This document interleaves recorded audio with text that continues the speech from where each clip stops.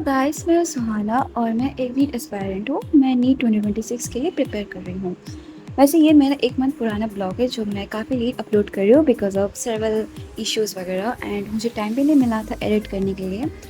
सो आप देख सकते हैं कि मैं उठ गई थी एकदम 5 बजे और निकल गई थी एकदम अपने मॉर्निंग वॉक के लिए थोड़ी देर बाद ही। और मॉर्निंग वॉक पे मैं निकल जाती हूँ कि एकदम फ्रेश लगता है, उसके बाद आके पढ़ने में एकदम माइंड फ्रेश होता है। सो मैं आ गई थी घर पे अराउंड 6:35 को। आते ही ये रहा मेरा बिखरा हुआ टेबल। सो इसको तो पहले साफ़ करना था, तो मैंने पूरा टेबल तो साफ़ कर लिया। एंड हाइड्रेशन ज़रूरी है, पूरे दिन में तो हाइड्रेट रहना ज़रूरी है ना। सो मैंने बॉटल वगैरह भर लिया था एंड मैं बैठ गई थी अपने टू डू लिस्ट करने। सो उसमें मैंने अपने बैकलॉग्स वगैरह भी थोड़ा ऐड किया। तो मेरा बैकलॉग भी एक ही था कि मुझे जो द लिविंग वर्ल्ड का चैप्टर है उसका एक लेक्चर बाकी था, तो मुझे वो कंप्लीट करना था। वो मैंने आधा देखा था पिछले दिन, वो मुझे आज कंप्लीट करना था। सो वो लेक्चर मैं एकदम दिन की शुरुआत में देख ली और देखते देखते मैं नोट्स भी बना ली थी अपने। उसके बाद मेरी मम्मी मुझे यहाँ पे चाय दे गई, ठीक है, ग्रीन टी दे के गई थी, तो वो मैं पीते-पीते अपना नोट्स कंप्लीट कर रही थी।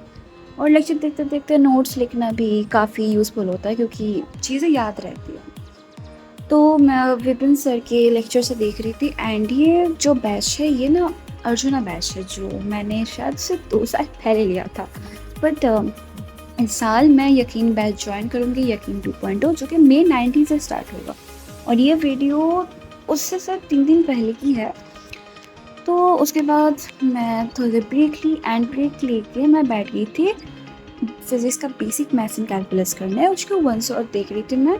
आधा ही वन शॉट देखी जितना मुझे चाहिए था। तो वन शॉट देखते-देखते मैं अलग-अलग लोकेशन चेंज करते-करते पूरा वन शॉट मैंने देख लिया। और ये रहा मेरा वन शॉट। तो मेरा फिज़िक्स का हो गया था एंड बायो का। उसके बाद मैंने तो थोड़ी देर ब्रेक लिया था और मम्मी ने कुछ दे दिया था कि ये ले मुँह पे लगा ले। उसके बाद आज तो काफ़ी बारिश हो रहा था और वेदर भी काफ़ी अच्छा था। तो मैंने लंच वगैरह किया एंड देन आधे घंटे का ब्रेक लेके मैं फिर से बैठ गई थी अपनी द लिविंग वर्ल्ड के नोट्स रिवाइज़ करने। तो पहले मेरे को नोट्स रिवाइज़ करना था and then I was really tired. So मैंने पूरा नैप लिया एकदम शाम तक, और शाम को भी बारिश हो रहा था, पूरा दिन आज बारिश पर सुबह नहीं हुआ था। तो उसके बाद मैं शाम को बैठ गई थी एनसीईआरटी पढ़ने। तो एनसीईआरटी में अगर आपका कुछ डाउट होता है या फिर कुछ एक्सप्लेनेशन चाहिए होता है ना, तो आप लोग सिंपली चैट जीपीटी का यूज़ कर सकते हैं क्योंकि उधर लाइन टू लाइन एक्सप्लेनेशन मिल सकता है। अगर या फिर आप लोग यूआईटी पे एनसीईआरटी एक्सप्लेनेशन देख ही सकते हैं, पीडब्ल्यू का लेक्चर तो फ्री होता है वाईटी पे। तो मैंने एनसीईआरटी पूरा रिवाइज़ कर लिया था। वैसे ही चैप्टर मैंने पहले भी पढ़ रखा था जब मेरा 11th चल रहा था। उसके बाद मैंने नीट का प्रिपरेशन 11th और 12th में किया ही नहीं। मैं आईएससी बोर्ड से हूँ, तो बस मैंने बोर्ड्स का देखा था इस बार। तो उसके बाद मेरा एनसीईआरटी हो गया था रिवाइज़। उसके बाद मैंने थोड़ा सा ब्रेक लेके मैं बैठ गई थी बायोलॉजिकल क्लासिफिकेशन करने। सो मैंने बोटानी का और एक न्यू चैप्टर स्टार्ट कर दिया था और मैंने फिर से विपिन सर के लेक्चर से देखा। वैसे तो मैंने शुरू के कुछ लेक्चर्स मैंने अर्जुना वाले बैच से कंप्लीट कर लिए थे और अभी के टाइम तो मैं यकीन बैच ऑलरेडी ज्वाइन कर ली हूँ। तो मैं यकीन वाले बैच से मैं भी देख रही हूँ अपने सारे लेक्चर्स। सो मेरा हो गया था बायोलॉजिकल क्लासिफिकेशन का लेक्चर 1 कंप्लीट। उसके बाद मैं थोड़ा टायर्ड हो गई थी, तो कुछ और ना करके मैं गेम खेलने लगी क्योंकि जस्ट 15-20 मिनट का मुझे ब्रेक लेना था। तो फिर अगर मैं सो जाती तो फिर पूरा एकदम 3-4 घंटे बाद उठती, तो इसलिए मैंने बस गेम खेल लिया। बस अभी तो नहीं खेलती हूँ, पहले खेल रही थी क्योंकि एकदम शुरू रहा था। उसके बाद मैं बायोलॉजिकल क्लासिफिकेशन का लेक्चर 2 भी देखने लगी। तो वो भी मैंने अप्रॉक्स 2 आवर एंड 10-15 मिनट में मैंने कंप्लीट कर लिया था। 2 घंटा 10-15 मिनट लगे थे क्योंकि नोट्स भी बनाना था। सो उसके बाद तो मुझे बाकी का टास्क भी कंप्लीट करना था, तो मुझे जल्दी बस कंप्लीट करना था लेक्चर। तो बस हो गया था मेरा लेक्चर भी कंप्लीट।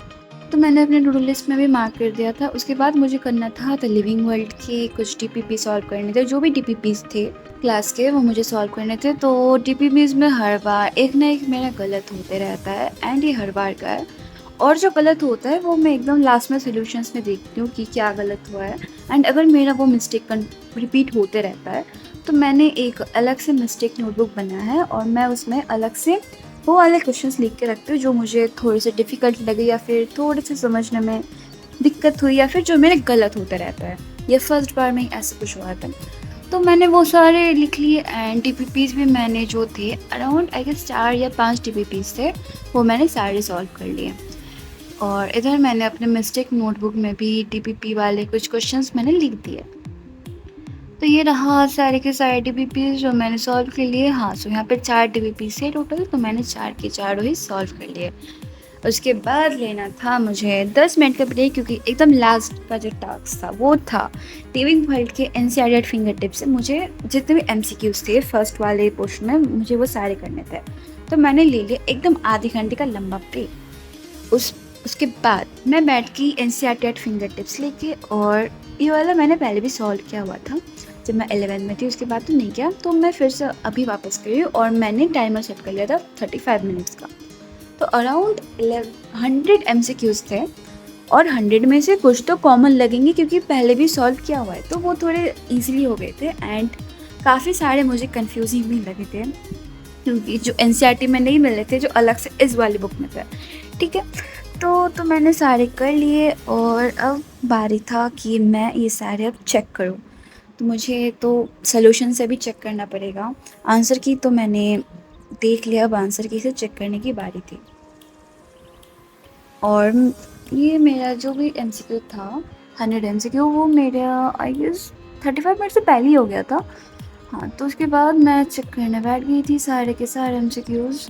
और हाँ, आप लोग 11th में हो, 12th में हो या फिर ड्रॉपर हो, वो मुझे ज़रूर कमेंट करके बोलिएगा। तो मेरा ये सारे मैंने भी चेक कर लिए, और चेक करने के बाद अराउंड 7-8 मिस्टेक्स मुझे मिले, जो मुझे फिर से अपनी मिस्टेक वाली नोटबुक में कॉपी करने थे।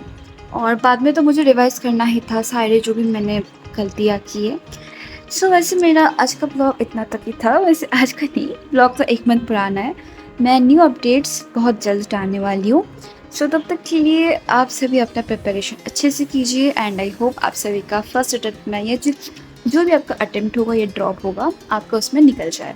आप सभी को नीट 2026 के लिए एंड फर्दर नीट एग्ज़ाम्स के लिए ऑल द बेस्ट। मिलते हैं फिर से मेरे अगले वीडियो में।